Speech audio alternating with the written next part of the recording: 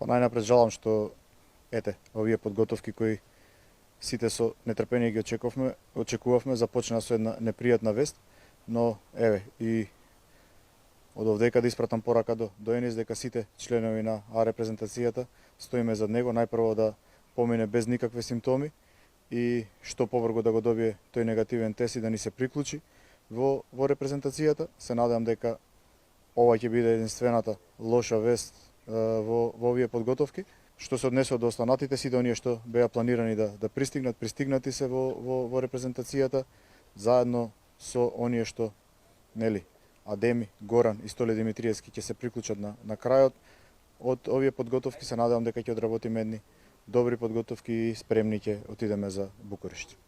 Јас од првиот момент кога застанав на оваа позиција, кажав дека секој собир е значаен и секој надпревар е значаен кога се игра за репрезентацијата, така и сега, без разлика што се работи за подготовки за Европско првенство, пристапот мора да биде ист како и досега.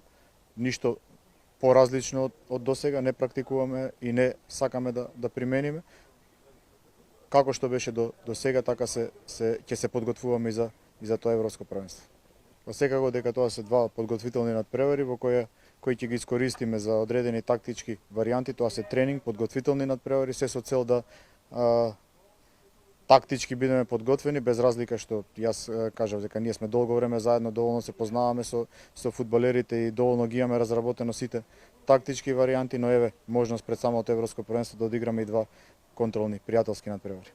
На истиот онаков начин како што и на секој собир доаѓаат, така да секогаш кога доаѓаат на собир за репрезентацијата, се спремни да го остават и последниот